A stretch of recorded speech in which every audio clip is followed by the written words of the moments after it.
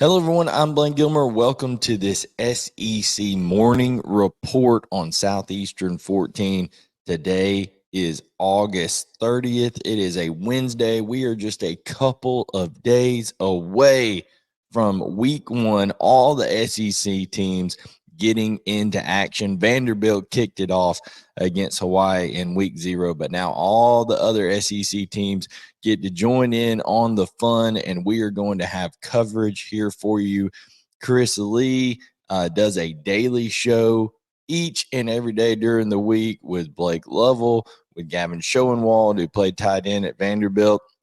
So you'll be able to catch up on that later in the day. Also, we have Jake Crane on for a weekly show that comes on and gives his expertise from the Daily Wire and Crane Company over there. Brian Edwards gives betting picks, guys, each and every week, a Vegas insider for decades. So you need to make sure that you are following this channel. Subscribe, like, turn on notifications, leave your comments, all those good things. Be involved in this community if you enjoy SEC sports and especially SEC football. We also do basketball and baseball news, but it is all about football season right now.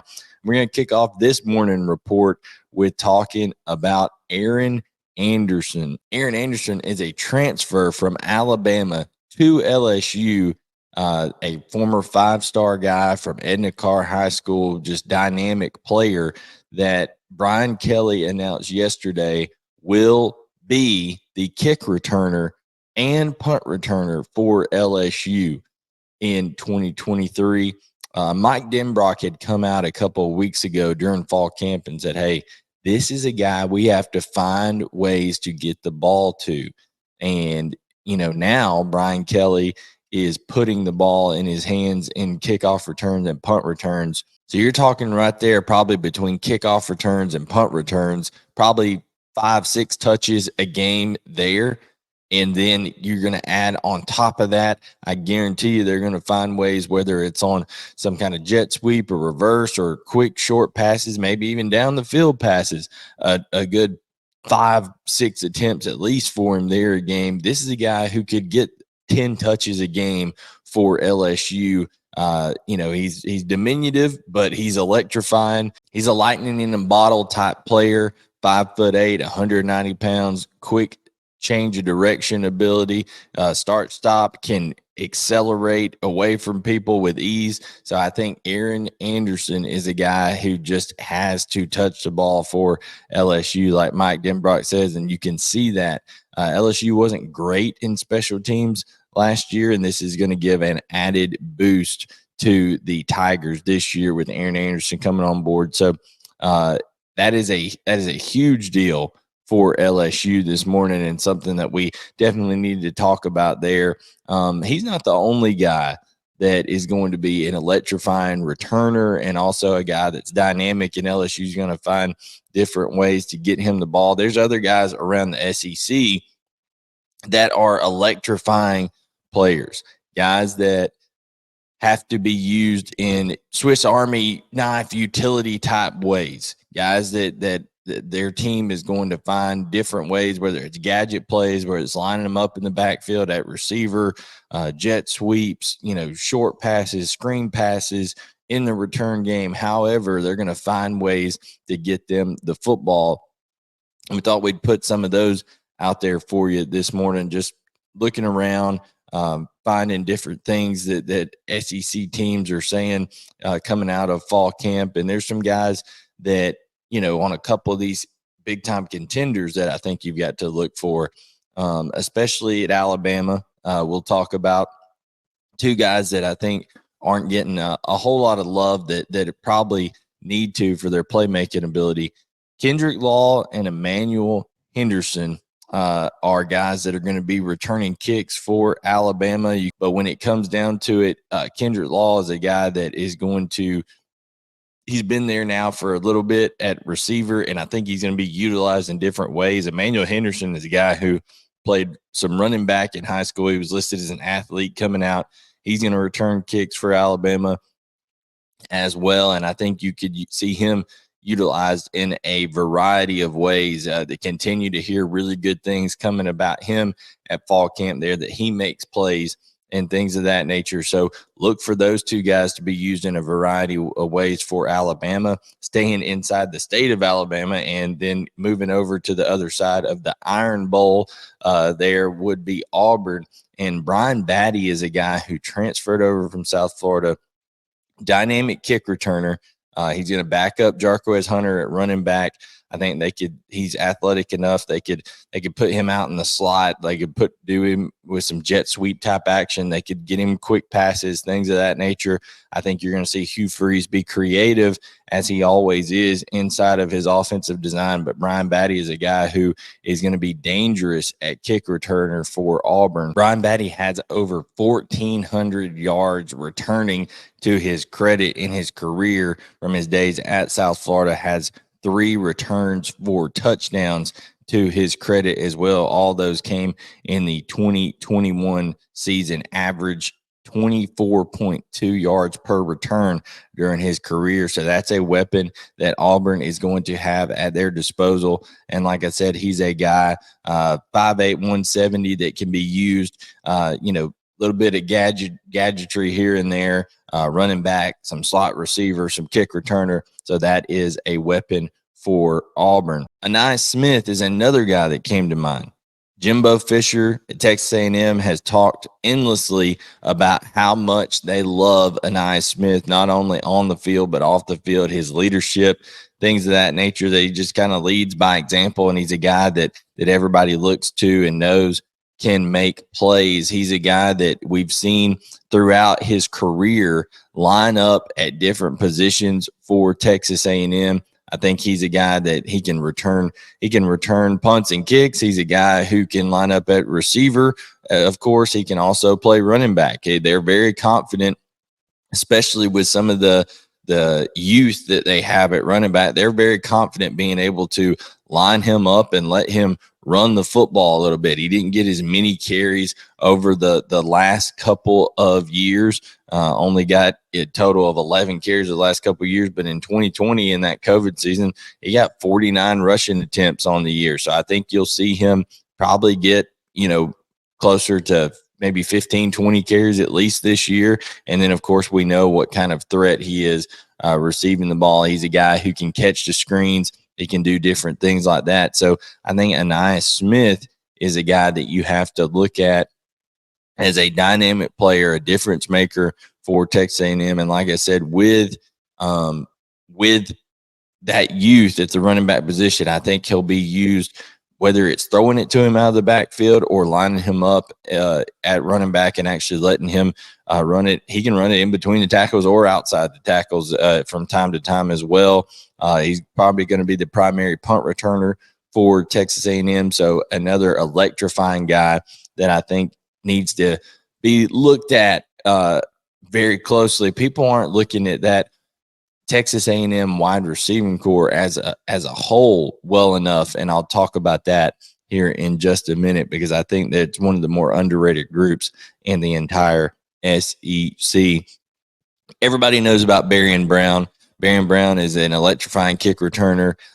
He can be used on reverses, on jet sweeps. He can be used as a deep threat. I think Liam Cohen is having that toy at his disposal. Liam Cohen is going to be so excited to find ways to use Barion Brown this year. I think him, Devin Leary, that's just another target that Devin Leary has on top of Dane Key, on top of Tavian Robinson. But Barion Brown is dangerous each and every time he touches the football for Kentucky, and I think they're going to find as many ways possible to do that. Like I said, whether it's an end around or whether it's a short screen on the perimeter, as Cohen loves to get defenses going side to side and then gashing them up the middle with the run on that kind of outside zone to mid zone stuff right there with Ray Davis as he comes over from Vanderbilt, who, by the way, Vanderbilt in week 1 rushed for 1.5 yards per carry against Hawaii. That's an offensive line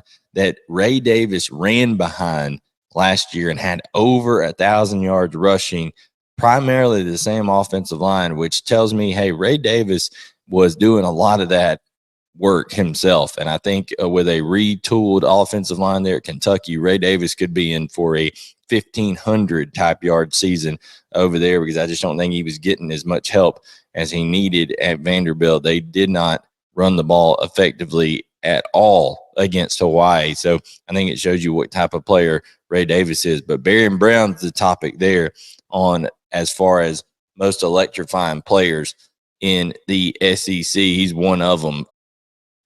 Speaking of Vanderbilt, we saw in week 0, Jayden McGowan is a guy who absolutely can turn a game on its head, whether it's kick return, deep threat, being a guy who can come into the backfield, run the ball in the perimeter, run some jet sweeps and reverses. He made a diving catch down the field.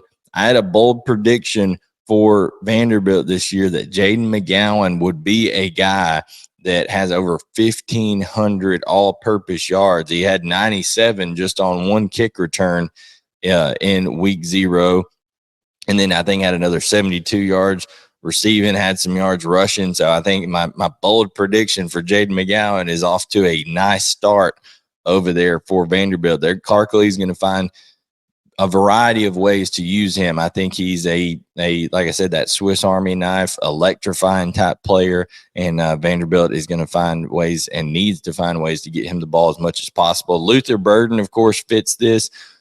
For Missouri, they can use him as a wildcat quarterback, which they've done plenty of times. He's a electrifying punt returner. He's a guy who they're going to find more targets for this year, I believe, than they did his freshman year. He's got both quarterbacks, Brady Cook and Sam Horn, that are going to be finding ways to try to get him the football. So I think that's going to be a interesting dynamic there. Luther Burden, always a guy that you got to be on the look for, especially when Missouri is at home in Como. Eli Drinkwitz, like I said, weird stuff happens in Como, and he tries to get his playmakers the football, and I think he's going to do so even more to Luther Burden this year. And then a guy that nobody's really talking about hardly at all is Dominic Lovett. I know that he just kind of goes under the radar because there's Brock Bowers and, all right, Carson Beck's the new quarterback, and who's Georgia's running back going to be with the injury to Branson Robinson. But I'm telling you, Dominic Lovett, the leading receiver for Missouri a year ago, one of the most dynamic players in the entire league coming over to Georgia. This is a guy that is going to make a huge splash at Georgia this year. He is going to be a problem, a matchup problem for linebackers, for safeties to be able to run with him, to be able to handle his quick twitch ability. They're going to be able to, if they want to, with some of the running back questions and dinged up injuries they got, they could line him up in the backfield and run him out from there to run a pass, hand him the football. He's going to return punts for Georgia, likely him or Lad McConkey. I could see him returning kickoffs. I mean, Dominic Lovett is a guy that Kirby Smart gets to add to his tool belt there to be able to use him and Mike Bobo, and then also, of course, on special teams. But I think you're just going to see him line up all over the field, and they're going to have a lot of fun finding ways to stress defenses with the transfer from Missouri, Dominic Lovett, in Athens. First 4 games early on may be a little bit vanilla, maybe not the South Carolina game, but I think you'll see later on in the season Georgia utilize Dominic Lovett heavily in a lot of different ways. So those are some of the guys that I thought we'd highlight. Also, Dylan Sampson from Tennessee. Don't want to move on without talking about him. He's a guy that I think before the year's over, you could see return kicks. He could be used a variety of ways by Tennessee. He's going to be electrifying at running back. But those are the guys that are kind of the Swiss Army knife type players in the SEC that I thought it was worth highlighting, because sometimes those type of guys don't get all the love that they need, but those guys are going to make a big difference on their team. Now, Jalen Milroe, we've been saying it here. I've been saying it for a long time. I think he's going to end up being Alabama's quarterback. Paul Feinbaum comes out yesterday and says he thinks that Jalen Milroe is going to be Alabama's quarterback. And I think that what that would mean for Alabama is it just fits in more with Tommy Rees's comfortability. It also fits in more with the personnel that Alabama has this year. I think Alabama has really good players out at receiver. I don't think they have the elite of the elite that they've had the last couple of years, but I think they have guys that are fully capable of hurting you at any point in a football game, whether it's Isaiah Bond, whether it's Kobe Prentice, whether it's Ja'Cory Brooks, whether it's Benson, the junior college transfer. Of course, they got Jermaine Burton back. And then they've got Kendrick Law and Emmanuel Henderson. I think when you talk about these guys, it's a total sum of the parts is very, very impressive, but not one just total game breaker at receiver like Alabama has had in the past. And you just need a guy who, in terms of throwing the ball, can distribute it to the different people. But Alabama's identity is going to be, okay, getting that big offensive line going downhill because they are big. I think they'll be better at run blocking than they are pass blocking. Okay, I don't think you've got, just the most polished pass protectors on that offensive line. I think there is some depth issues at tackle when it comes to experience depth. Now, people say all the time, oh, they've got 4 and 5 stars stacked in there. That may be the case, but if you are a freshman in the 2 deep, that is troublesome for you on offensive line, okay? And then Caden Proctor, who knows, he could end up starting for Alabama this year. We know he's a 5-star. We know he's a blue chip prospect. He's a guy that everybody wanted, but I'm just telling you, just like at times Jayden Daniels was running for his life with those 2 freshman tackles at LSU last year, they've kind of had a year to grow up. I think you'll see him, Jayden Daniels, be more protected. Jalen Milroe has the legs to be able to handle some of those breakdowns. He is electrifying. I think he can create. But Nick Saban talked about how he looks more comfortable in the pocket. If Jalen Milroe can win from the pocket with the type of athleticism and explosiveness that he has as a runner as well, it's going to make Alabama's offense much, much more dynamic. I think he's got a really, really strong arm. Accuracy is the question there. Can he just accurately distribute the ball to his playmakers there? Like I said, Bond, Law, Henderson, Brooks, Burton, Prentice. There's so many names out there on the perimeter that you can get the ball to. I think they've got some talented tight ends as well. They got Dupree coming over from Maryland. I think that there's guys in the red zone that are going to be matchup problems. And we know that Alabama has really good running backs that are going to be able to carry the load and help out as well, that you can kind of turn and hand the ball over to. Amari Niblack at tight end, guys, down in the red zone, though, is a matchup problem. He's a big, big kid that has kind of grown into his body a little bit. 6'4", 6'5", depending on where you look, 235, 240 pounds, long arms, can go up and high point the football. So that is going to be an interesting thing for Alabama. But I think that Jalen Milroe being the guy for Alabama, which I have said for weeks now, I think he's going to be the guy. I think that would just make Alabama's offense more dynamic early on. I don't know that necessarily it's an open and shut case that it's done, that Ty Simpson won't be turned to at some point if there are some struggles, because, hey, you don't just get more accurate overnight. You have to prove that you're able to do that. But I think Jalen Milroe with Tommy Rees and what they're wanting to do identity-wise and being able to run the football and then have the design quarterback runs off of it, also some play action passes, get the RPO game going with a guy like Jalen Milroe. Very dynamic for Alabama on paper. Their defense is going to be great. I don't think Alabama is going to have to score, up in the high numbers like they have in the past couple of years with Bryce Young, with Tua Tagovailoa, all that kind of stuff.